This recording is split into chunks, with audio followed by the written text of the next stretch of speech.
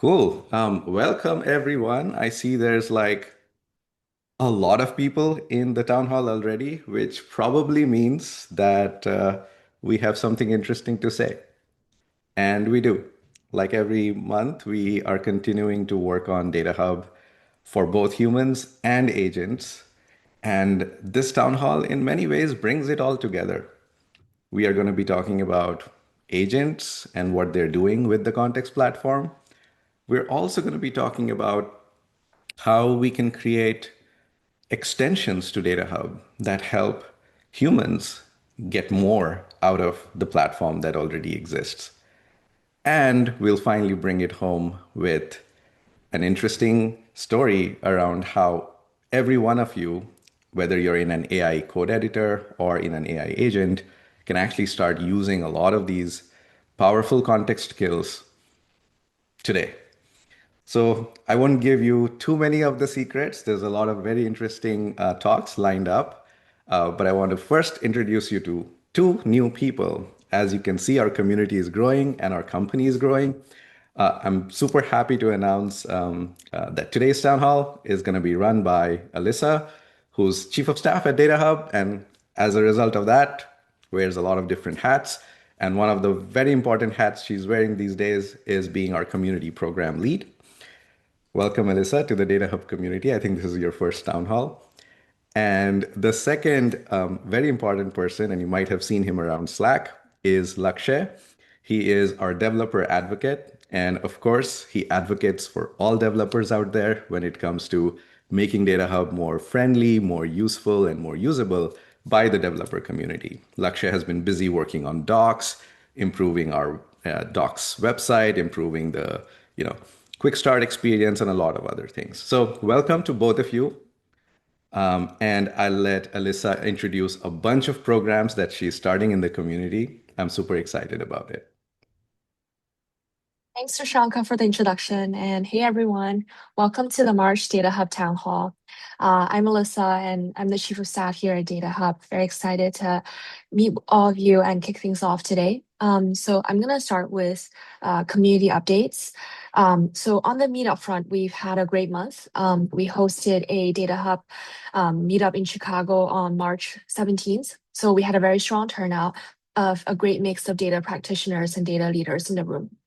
We had an incredible lineup of panelists from Geotab and Alidate, who shared their experience of building on the forefront of data platforms and that support advanced analytics and AI at scale.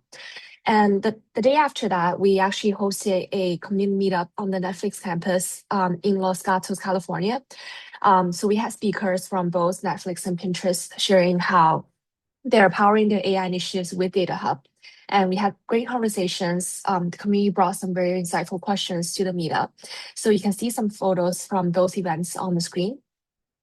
And if you missed these events, we've actually got some exciting things coming up, and we would love to see you there. So firstly, we're partnering with Nebius for a hackathon in San Francisco on April 10th. Registration will open very shortly, so keep an eye out for that. If you're in the Bay Area or know folks who might want to join, definitely help us spread the word, and we look forward to seeing you there. And secondly, something I'm very excited about is that we're launching a Data Hub Community Champion Program. This is a structured recognition program to celebrate the people who drive the community forward. We've designed the program so that champions have a real stake in shaping the product, not just earning a badge on LinkedIn. So there's going to be more details on this coming up very soon. So that's it on the community side. Please join us on Slack to engage with us and also ask questions. I'll let my colleague Lakshay get into the rest of today's agenda. Awesome. Thanks, Lisa. It's so great to see the community growing. So, hi everyone. Lakshay here, developer advocate at DataHub. Really excited to be hosting this town hall with you all. So, I will quickly walk you through the uh, agenda for the session today.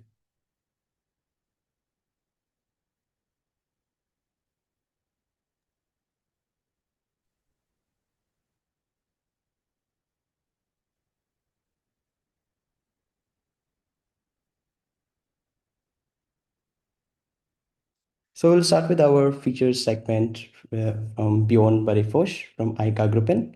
He will share how their team is using unstructured context to power AI workflows in production. It's a great real-world look at what this actually looks like beyond just theory.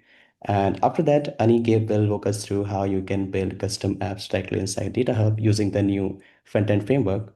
And then James will cover the latest highlights from our OSS Core 1.50 version and Cloud 0.317 as well. And finally, John will take us through the agent context gate. It is one of the interesting segment I'm also waiting for, which is a big step forward in how data powers AI agents with the right context. And with that, Bjorn, thanks again for joining us. I will handle this over to you.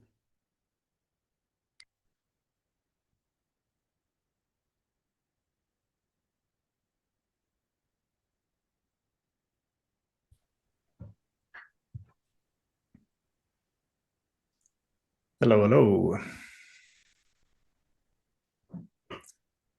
Thank you very much. Let me just share my screen.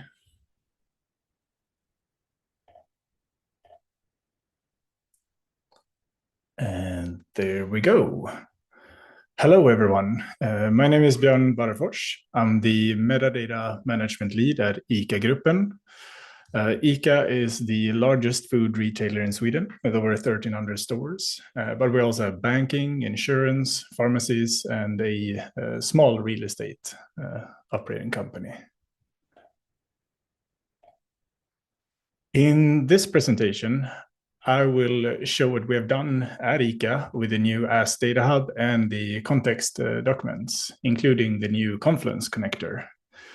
And I'll warn you right away, this is not going to be some highly technical, crazy automatic agent. And that's kind of the point. I'll explain more about this at the end of the presentation.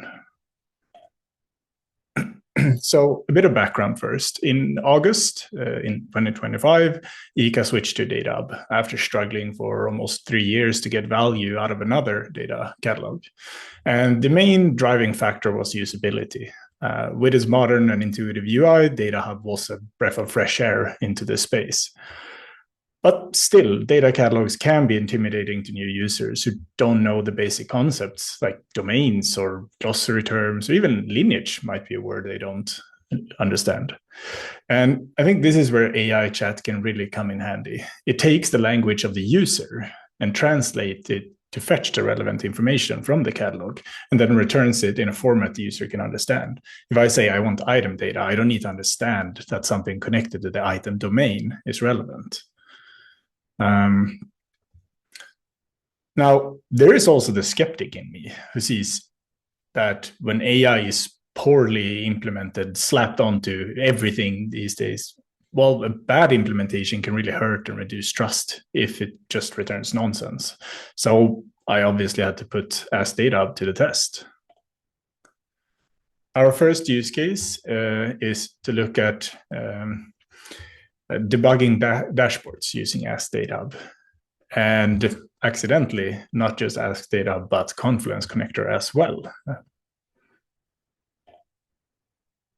So our data analysts regularly get messages from consumers of their dashboards saying that something looks off with this number.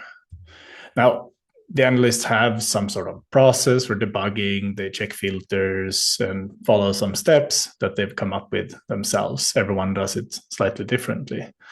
But this is limited in the knowledge that the individual person has. So if it's not their own dashboard, for example, we have an on-call schedule, then that is a bit harder. And it can also be time consuming to always go through the same steps without relevant context. For example, what if an upstream is just having troubles and you go through a lot of other steps before you notice that? So we did a blind test. I sat down with an analyst and he picked a dashboard and said, let's try it on this one. And I asked it exactly that. What might be wrong with this dashboard? I see a specific number that I think is off. Now, in this context, nothing was wrong. The purpose was to see what DataHub would suggest to me, and that could help me guide in how I would debug it. It initially gave good hints. Here are some calculations you can double check, things like that. I haven't included that here because the interesting thing happened when I asked it, is this value calculated according to company standards? And something quite interesting happened. It started citing sources with definitions and documented quality issues. So at the time, I had actually forgotten that I tested a Confluence integration the day before by ingesting our whole data platform Confluence base. But this, of course, turned out to be really useful because this is where those sources came from. This information would never have come up in a regular data catalog without this integration. Because even though we have started with glossary terms, it's a slow process and we have just gotten started. So the definition it was citing, we didn't have in the glossary.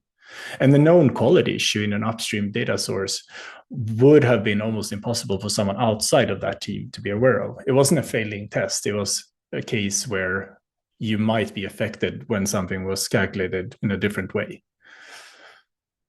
Now, one thing I want to point out here, you see the definitions page tree is marked as deprecated. And so let's talk a little bit about that and other things in what can we do better here.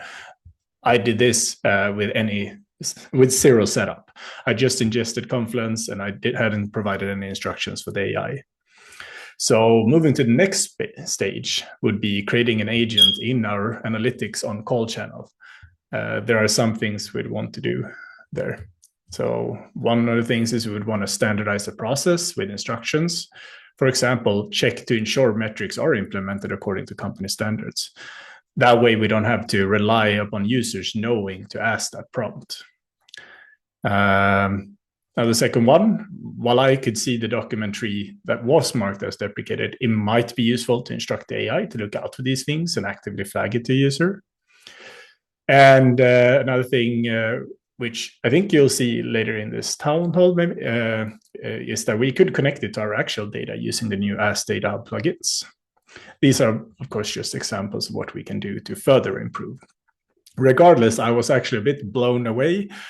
We just did a blind test and it came out basically like a stage demo. So that was crazy to me. The second one is the data classification assistant. Not as exciting maybe, but here we use context documents directly in DataHub to give the AI access to our policies. So at ICA, like other companies, we have to classify our data, and there are different classifications, personal data, confidentiality, things like that.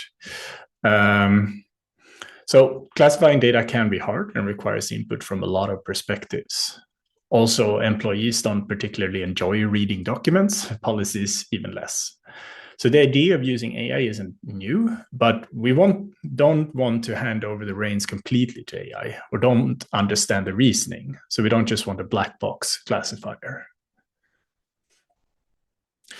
So what we did was uploading the policy as a PDF. So I just copied the text, created a document in DataHub, and then instructed AI on where to find it, just to ensure that it knew where to look. And I also instructed it to explain its reasoning and pointed it towards some other relevant information, such as lineage, confluence spaces, basically just telling it a little bit on what it can think about when it reasons about this. Now, this allows the AI to act as an extension of our data protection experts and ensure someone has read the policy. It can also bring in a lot more context than a human could possibly do through lineage, confluence documents, etc. And ultimately, by showing its reasoning, the user can question it and discuss the classification, adding its own knowledge that may not be available to the AI. And that's a really important thing to us. So some final reflections. This isn't some super complex or fully automatic agent, which is rewriting our whole code base. We're nowhere near automating things like classifications, and that's fine. I think it was Shashanka posted something about AI and trust and how it's easy to lose it if you have an AI agent go rogue. So what we have done is a safe way to use AI without ruining trust for the catalog. And more importantly, it took me minutes to get useful results for both of these. And this is something any company can do, even a 100-plus-year-old food retailer. And that's it for me. Thank you very much.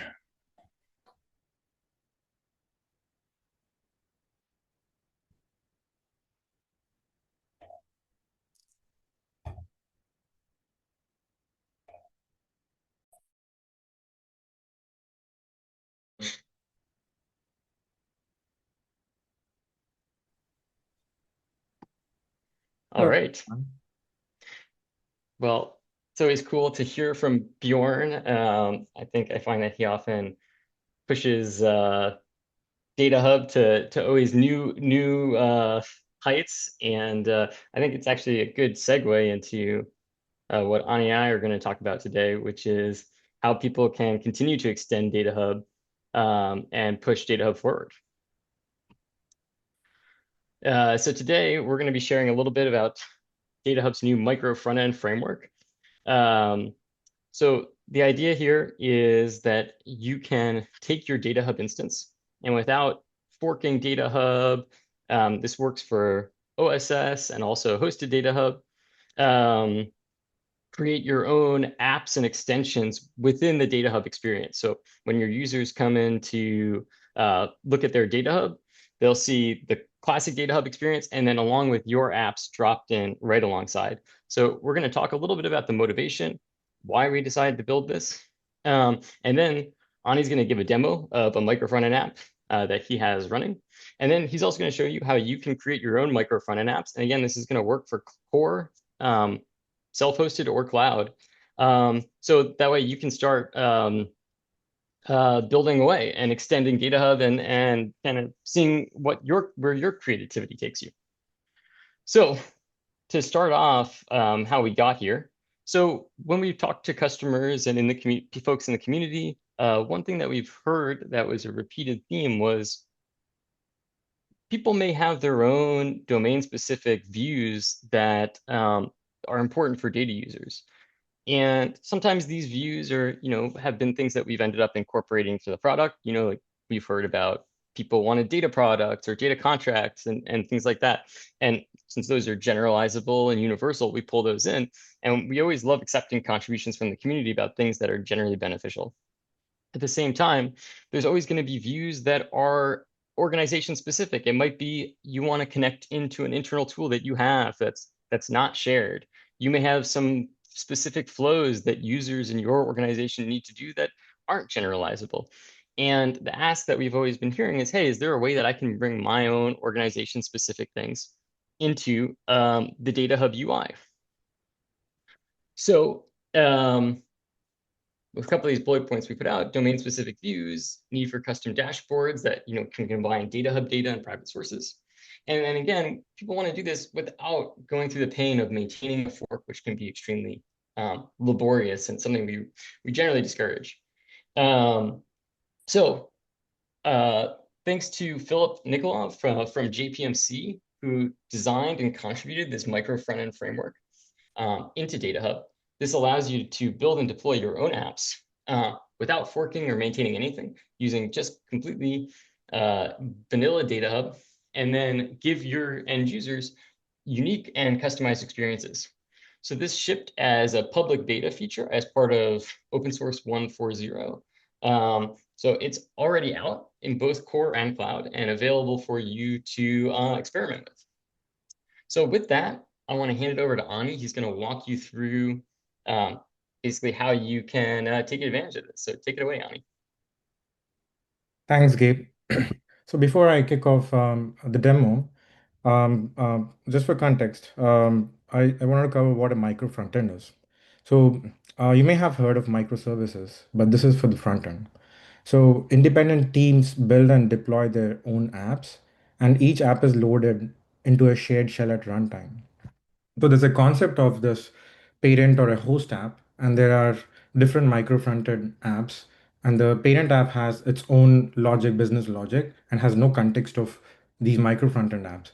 And all these micro front-end apps can be loaded at basically runtime. And this will allow independent teams to build and deploy their own UI apps. So just to cover the micro front-end architecture at DataHub, so we have this DataHub platform here, which currently exists today, and it reads the YAML config corresponding to the MFE apps. And I keep saying MFE. MFE stands for micro frontend, basically. And it reads from the micro frontend YAML config and gets the associated apps that the data hub platform has to load. So every micro frontend app has its own remote URL.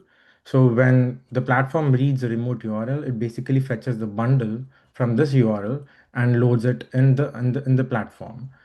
Now, to go over the micro frontend app itself, so this can be any web app, and this can be accompanied with an internal backend service.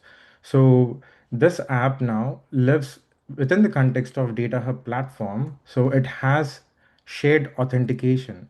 So you may have heard of iframes and how micro frontends are different from iframes. Iframes don't have the context of the parent app, and there's no shared authentication. But this will allow you to call Data Hub APIs as well as work with your internal services or internal data. And finally, how it's rendered on the Data Hub UI. There's Data Hub native pages that are currently existed today, and then along with it, you have these MFE apps that can load it within the platform. So next thing to cover is the demo.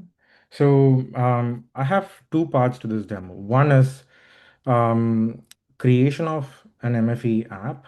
The second one is configuring this micro frontend app within DataHub. For that, to make things simple, we've come up with two skills. So skills, DataHub skills is a repository, and John will go more over it.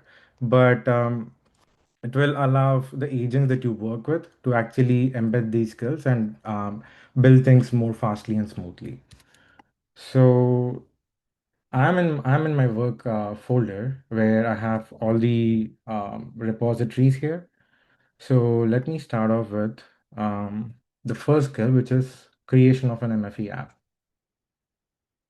So what it does is it should ask me a series of questions, and based on that, it's going to build an app for us. Ani, I'm impressed that you're willing to do a live demo in front of all these people. Hopefully it works. So I'm going to input the list of questions like app name, description, etc. So bear with me.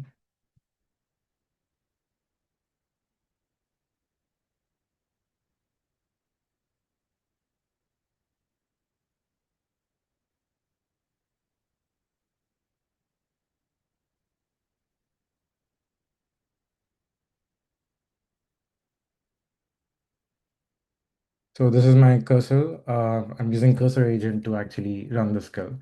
So it's going to take my answers for the questions, and it's going to start building an app. And it is a React-based app. And yeah, it's going to give you a boilerplate app. So you can take a look. It's going to take a while. But meanwhile, I want to show how it looks today. So this is an app that I came up with prior to the demo, and I just wanted to like come up with a fun app. Just basically Data Hub awards, and it has the list of all the assets, etc. But more importantly, we have individual awards. Just want to keep it fun. We have awards for the most. For the person who documented the most, who claimed most ownership of the data sets, who created the most glossary terms, etc. So this app, as you can see, lives externally on a different port. It's localhost, but it lives in a separate context. And this is my Data Hub instance. And every MFE app that we create shows up in this MFE apps section in the nav bar. So people, along with interacting with their Data Hub UI, can also jump into the app that they created And ta-da, this is what this is how it gets loaded, basically the entire app. And it does support internal navigation with the app, also going from this app to like other links within DataHub. But yeah, I just want to showcase how it looks when an app is created and connected to DataHub. And looks like this is still running. So it did come up with some files here, and it's creating an app. And it's also installed the dependencies, and now it's trying to run the dev server. Okay, looks great. And I could go to localhost 3005.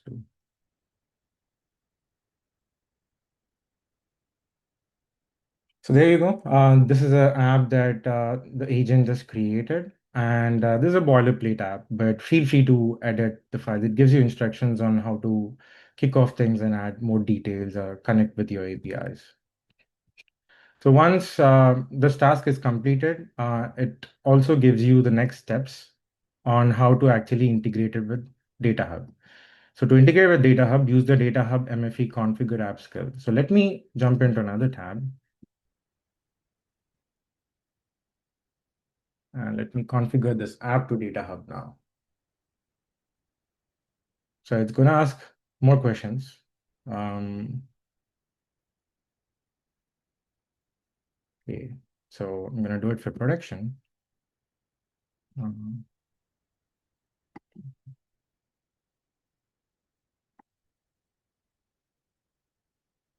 it's going to ask me some questions on how the app should appear, what should be the icon, etc.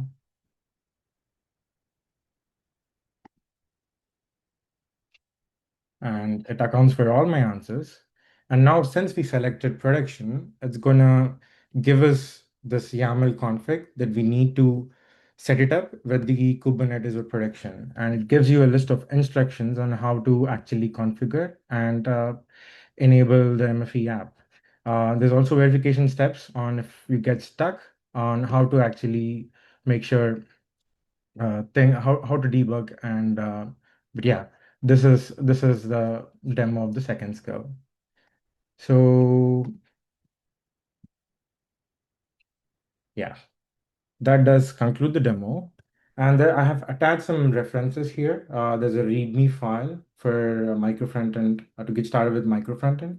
And the skills that I just demoed is I've pushed these changes, and there's an open PR, and we aim to merge it before end of the week. But yeah, I would love to hear your feedback. Feel free to this is a beta feature, and we'd love your feedback and suggestions. And looking forward to what you can build with Micro Frontend. Thanks. All right. Thanks, everyone.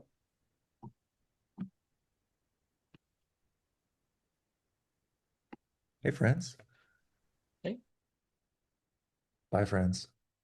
All right, I'm James Mayfield. I am going to be talking to you about the release that just went out. We actually had two releases simultaneously yesterday. We had a core 1.5.0 release, and we had our cloud v0.13.7 or v0.3.17 release.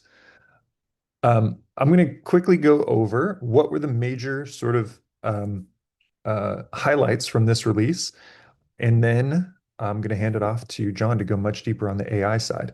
But overall, number one thing that we are shipping this cycle is our Microsoft Fabric connectors. Oh, Anna, you're back. Our Microsoft Fabric connectors are shipping this cycle to connect to Fabric OneLake, Data Warehouse, and Fabric Data Factory. We have heard from customers again and again that they want to see lineage that spans across all of their cross-platform ecosystems, and many customers, especially in the Europe region, are Microsoft Azure sort of deployments, and they have a large Fabric footprint. So we're shipping those connectors this release. Number two, Ask Data Hub plugins. We're allowing folks to connect Ask Data Hub to tools like GitHub, dbt, Snowflake, Glean, and any MCP compatible tool. I asked John backstage just a moment ago if I could hook up Ask DataHub to GitHub and ask DataHub to actually write me a PR in GitHub. And he said, yes, you could do that. And if you had done that yesterday, you wouldn't have made a mistake with your linting errors, James. Number 3 is multi-product data assets. This has been one of our most requested features. I think there were a lot of sort of community Slack channel tickets and requests coming up about that. Many of our paid customers as well wanted to associate a single asset to multiple data products and be able to give consumers the flexibility that they're asking for when creating data products, inclusive of many assets, and then linking between data products when you have a single asset. Smarter data quality monitoring. We'll talk about Observe. Observe is a cloud-only feature, but we made 3 big updates to it.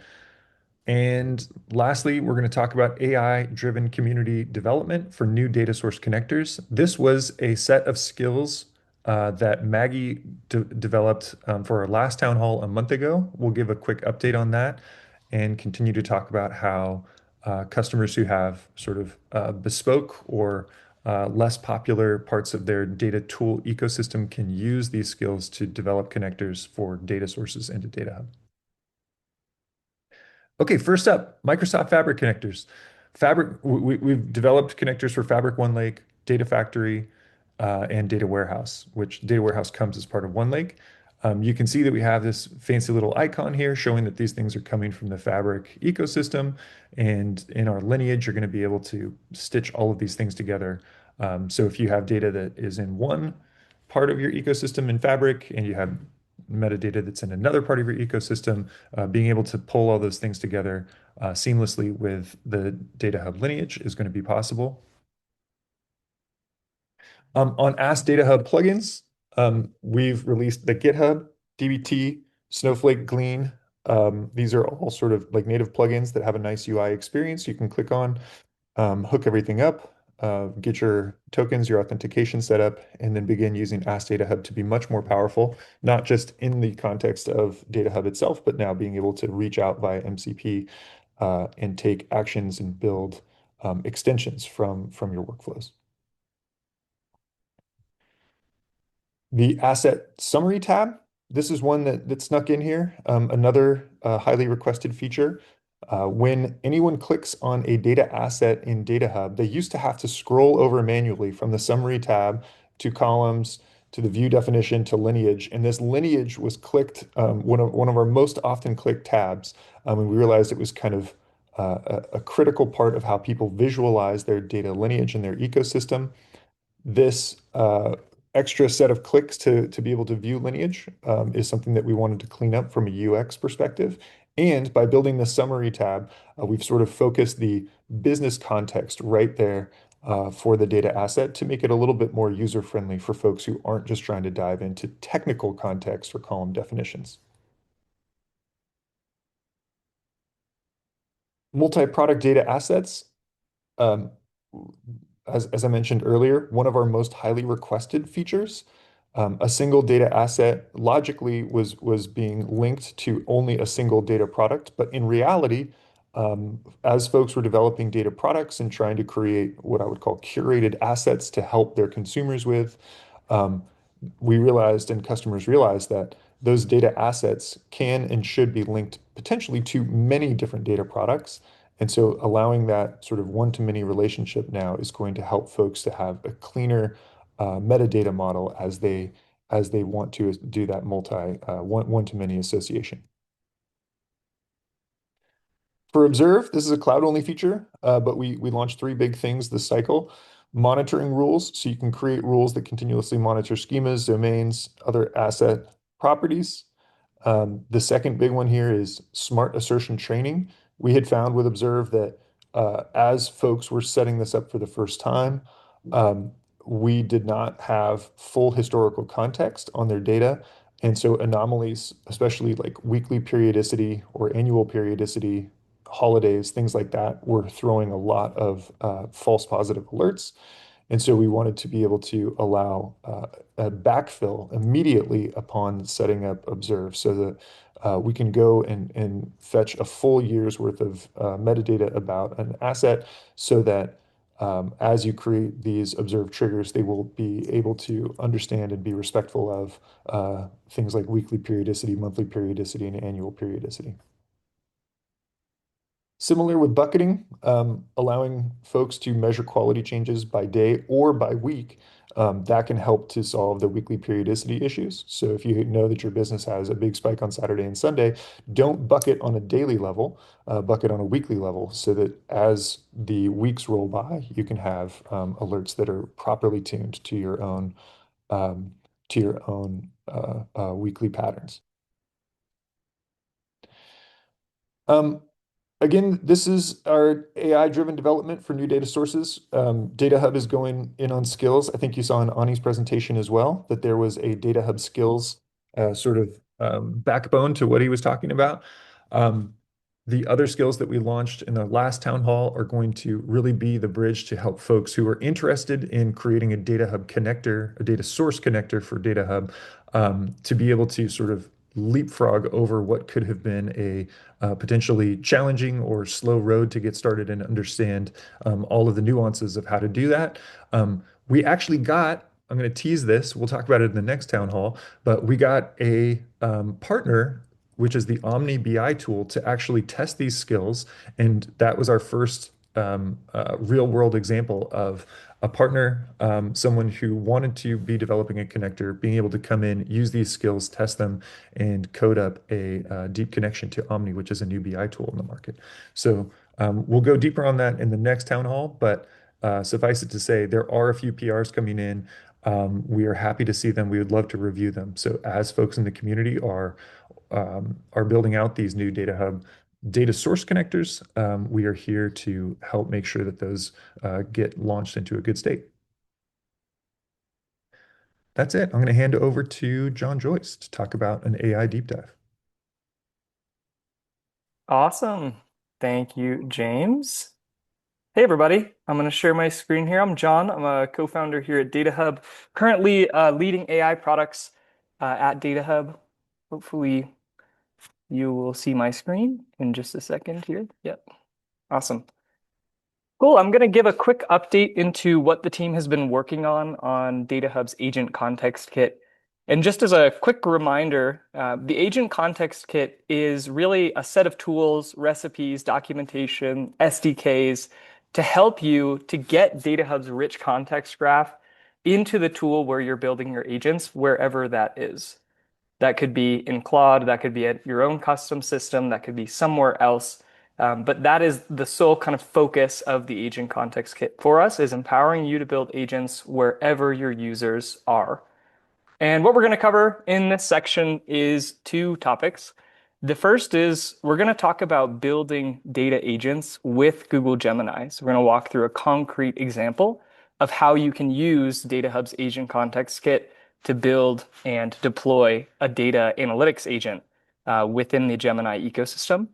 And then we're going to talk about something that DataHub is releasing this week, which is a new set of skills in the open source skills registry that help you to find data, enrich data, even manage data quality for your assets inside of DataHub.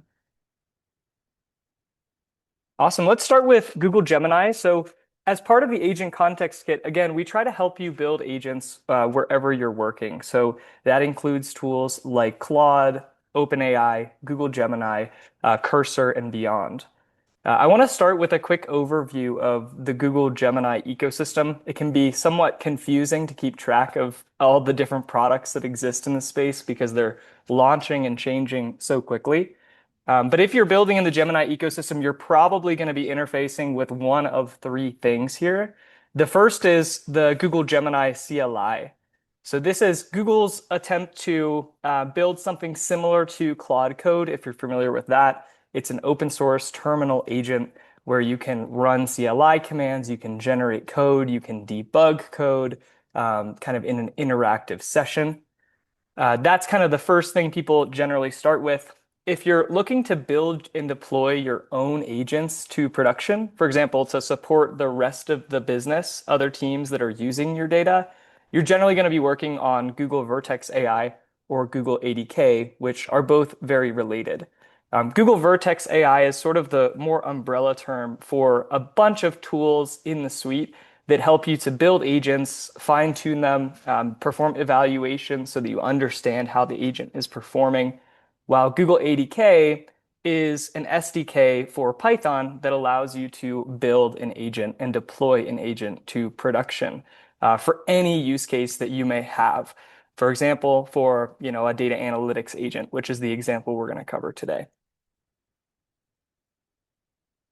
So what types of agents would you want to build on Google Gemini with access to all of that rich context that DataHub brings together in its context graph? The first type of agents that we see a fair number of our customers starting to build is data analytics agents, right? So data analytics agents generally will take a question from a business analyst or someone in the business, a decision maker, and then turn that into SQL and give a natural language response or a tabular response, CSV response, etc. And within the lifecycle of a data analytics agent, there's kind of two major steps that we're seeing, right? The first step is finding and understanding what data to use to answer a given question. So you can imagine if someone, if the CEO is asking the agent a question like, how was revenue for, whatever the product we sell is last month? The first thing the agent's going to have to understand is, well, where do we store transaction data? Where do we store purchase data? What's the canonical source, right? And do we already have that metric computed somewhere? And so that's what it's going to be using a tool like DataHub, which provides all that context across the entire data ecosystem to find, right? And then there's a second step, which is once we understand what the right data to use is, let's actually go out and execute that SQL against the data warehouse, right? Or wherever the data is stored. Could be a data warehouse, could be Postgres, could be somewhere else. So that's the kind of second step there. The other types of agents that we see people starting to consider and build are around data quality and data governance. On the data quality side, you can imagine an agent that automatically will scan the most important or most often used tables and columns within the ecosystem, provisions data quality checks that are based around intelligence. So you can actually inspect the schemas, you can inspect the queries that are being run against those tables, and then you can intelligently infer what data quality checks should be defined on the table. And then on the other side, reporting, right? So, maybe daily or weekly generating a report for your most highly important domains that gives an overview of the data quality or data products, right? And then the data steward and governance agent is more around making sure that your data is compliant with, both internal policy and policies like GDPR, CCPA, ISO policies, HIPAA, et cetera. So an agent of this style would likely scan, again, find the most important data to narrow in on, and then generate descriptions, attach, compliance-related glossary terms to tables and columns. And then on the other side, do the same thing, reporting, right? So be able to generate on a daily basis a report of, hey, where is my sensitive data? Is it in this domain or this domain? Which databases in Snowflake contain the most sensitive data? That sort of thing. So these are kind of the three broad categories that we see our customers and folks in the community starting to look towards as they're trying to automate some of these processes that have traditionally required humans to perform a large degree of kind of manual intervention and manual work on top of the data. Awesome. So I just want to cover quickly what DataHub provides to these types of agents, right? There's kind of four broad categories of context capabilities and value that DataHub provides within the context of these types of agents. The first is just business context and semantic context. Once you connect DataHub to all of your data sources and bring it in, it's already by default going to have a lot of rich technical information. Where your data is, how it's related via lineage, what columns it has, and often we have things like descriptions that come in, statistics that come in, sample queries. So right away, we have a large degree of this technical context that can help contextualize individual pieces of data within the broader data supply chain. DataHub also enables you to enrich that data with semantic or logical context, right? This is knowledge about how the business works and how that relates to the data. This is things like domains, if you've organized your data into domains, glossary terms, which are common definitions or metric definitions that are shared across tables. And then there are context documents, which Bjorn talked about earlier, which is kind of an unstructured form of business context we pull in from tools like Notion, Confluence, or you can even define them on DataHub. Lineage and query patterns, right? So we provide all of that out of the box. Data quality context. So we have data quality monitoring and checks so that you can understand the health of every asset. And then we also have shared memory. So the same kind of thing we use to model context documents can be used to store insights back into DataHub and associate additional context to particular, tables, columns, databases, etc. So you can actually save corrections, sample queries, hints about how to use tables back to DataHub to sort of continuously curate or collect this kind of global knowledge that can be used by the agent in subsequent sessions. Cool. And now I just want to quickly cover what it looks like to build a data analytics agent on the Google ecosystem. In this example, we're using Google ADK to build an autonomous agent that can help us to answer business questions, right? And there's kind of 4 broad steps to any agent like this. The first is you're going to have to define your system prompt. That's number 1 over here. The system prompt is going to educate the agent about its roles and responsibilities and what tools it has access to. So generally, you would say something like, hey, you're an analyst agent. Your job is to read through our gold tier. If you have a medallion architecture, your gold tier tables to answer business analyst questions. You would give some hints about which tables may be the most important for different use cases, right? And then you would say, hey, you can consult DataHub if you're unsure about how to use a table, what table to use, right? So start with DataHub as kind of that research foundation to answer question 1, and then continue on to connecting to the data warehouse. In this case, we're actually showing connecting to BigQuery to execute the query, right? And once you kind of do this, all you do is create an agent. It's a little bit hard to read down in the corner, but it's pretty simple. You create the agent, and then you can just simply run this on the command line using Python, and that agent will start being able to field questions and contact both DataHub and BigQuery to find the data and to answer the question. You can read more about the ADK integration here. We've got a link, so it'll actually just link out to the DataHub Context Kit documentation for ADK, which is on our website. I would recommend everyone take a look if you are building a custom agent. We've got guides for all of the different tools you may be building on, LangChain, Snowflake, and more. But yeah, let's continue on here. Now I'm just going to quickly show a little demo of what it looks like once we've deployed the agent. So we defined our agent in the last step, and then we can just run it using the Python command. After we've run it, we can start asking those business questions. Oftentimes we use the example of being a bank. So you can imagine that we're a bank in this case, and we're trying to understand how many loans we've issued in 2026 that are high risk, right?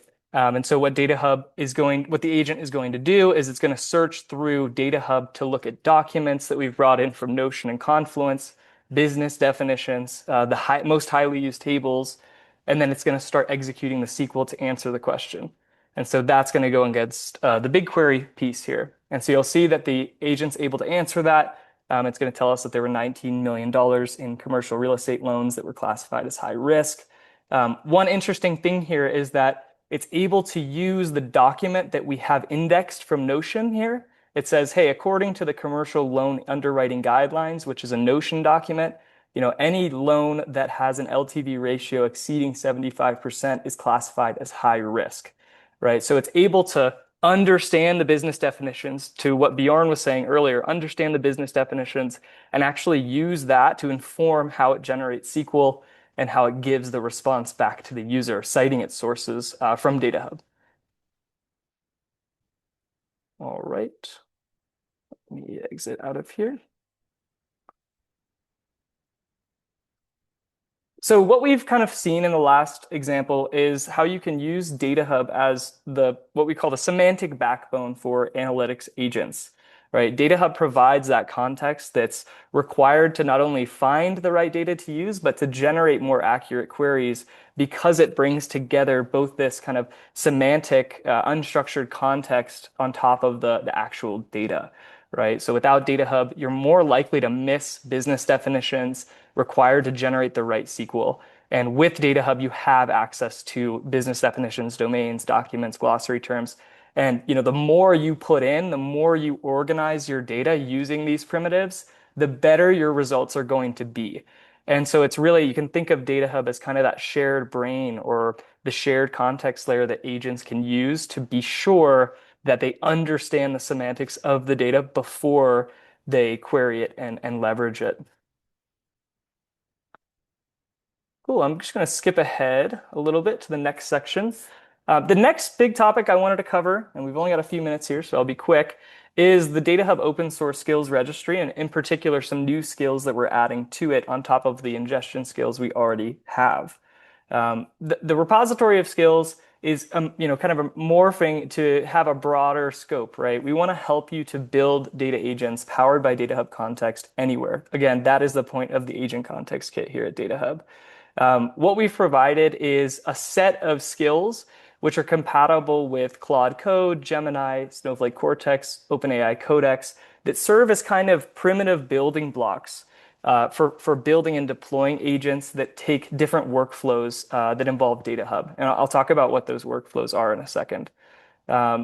The agent skills support a wide range of different capabilities. They support both the DataHub CLI as a way to execute and talk to DataHub, execute commands and talk to DataHub, or they support our MCP server as well. The DataHub skills are available. I think we've talked about it a few times in the DataHub skills repository. So that's where you can find everything. You can check out the repo. And generally, when you're interacting with one of these tools, you'll be able to install them directly from this skills repository. I would really recommend checking out the installation part of the README because we have different specific guides for each platform that you want to use skills in. For example, we have Claude, Cursor, Codex from Snowflake, GitHub Copilot, Cortex Code, rather, from Snowflake, OpenAI Codex, Gemini, etc. And just before I talk about the skills that we're rolling out, just a quick overview. I think there's a little bit of confusion sometimes about skills versus MCP servers. I just want to quickly describe them. So you can think of skills as essentially workflows that take advantage of the tools that are exposed by the MCP server or the CLI. So these things expose very small and focused tools like the capability to, let's say, search DataHub or create a data quality check or add a tag or add a glossary term, right? That's kind of the tools layer. The skills layer is essentially workflows that teach the agent how to use those tools to achieve a particular outcome. So you can think of them as higher level instructions that you can add to your agent to help it, to guide it, to do the right thing. And generally, skills will be defined in those agent platforms. Claude, OpenAI, Gemini will use the skills to interface with these different tools. And at the bottom of it, obviously, is DataHub and the actual data warehouse, right? The data and the context. So we're open sourcing a few new skills as part of this release this week. A skill to help you set up a connection to open source or DataHub Cloud. A skill to help you explore the data that you have indexed in the catalog across the entire estate. A skill to help you navigate lineage so that you can perform impact analysis and understand downstream use cases for your data. A skill to help you enrich the information that you already have in DataHub. So going back to that idea of adding glossary terms, domains, grouping important assets into data products, you can do all of that. And then we have a data quality skill that is in PR right now that'll be merged hopefully by the end of the week. That'll help you to report on data quality as well as generate data quality checks in cloud. Yes, so these are all already available in the skills repo to use today, and you can check it out at DataHub Skills. In general, I won't spend too much time on it. We have docs on how to import these skills. Like I mentioned, to every tool, it's pretty simple to import them. You can go to the README and see how to bring them into your tool. All right, and then a quick demo on skills.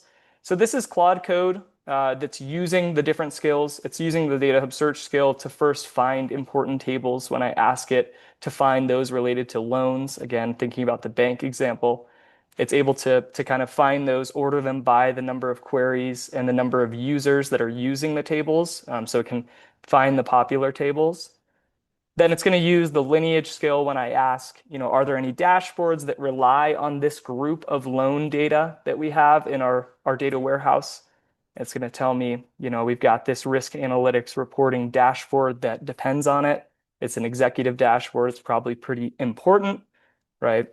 And then I can go a step further, back to that enrichment case. I can actually ask, hey, can you generate some data products or suggest a data product for loans? You can imagine this is going to be a bundle of tables that are kind of published to be consumed by others within the organization. And it's going to go ahead and suggest how to create a loans data product from some of these important tables that are trustworthy, that are not staging.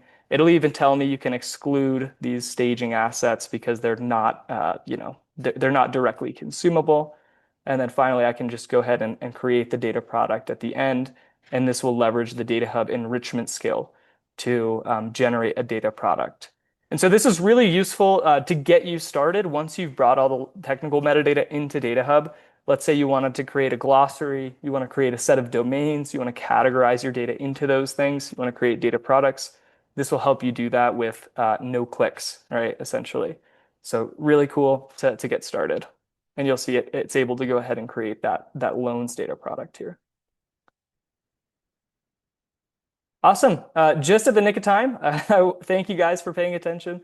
If you have any questions about the Agent Context Kit, of course, we'd love to field them in the DataHub Slack. Awesome. Just on time, John. We had a little bit of a backstage, set of bets going on, I might say. Some of us were in the camp of like, John is not going to end on time and it's going to go like maybe 20 minutes over. Some people were like 10, no one was minus, but this was such an excellent town hall. I love it. We talked about all the humans of DataHub and how they can actually get more value from the platform now that teams can extend it in human-facing interfaces, UI. And then we had Björn talk about how humans can actually interact with semantics context layers that are being powered by external context that lives in your institutional knowledge repositories like Confluence, etc., and how quickly business users are able to get to value, both in understanding and enrichment. And then John told us how the technical powerhouses can actually get in and enrich right from the terminal. Maybe you're using Claude Code or you're using Cowork or any of these agents, Gemini, Cursor. Wherever you are essentially getting context at your fingertips, and you're able to not only do context work, but you're also able to do data work using natural language. I think this is exciting to watch the context platform shipping and producing new outcomes for both our customers as well as our adopters. And I'm so excited to see kind of energy in the community, like the town hall channel. There's lots of conversations around applications that people are dreaming up that they want to contribute perhaps, as well as I'm sure there'll be a lot of skills that people are going to be tinkering with, or the existing skills that we've open sourced that you're going to try out on your own internal DataHub instance or on the cloud instance, and then give us feedback. And as we improve this, the skills get better and your end users are able to do more from the platform that you've adopted or bought.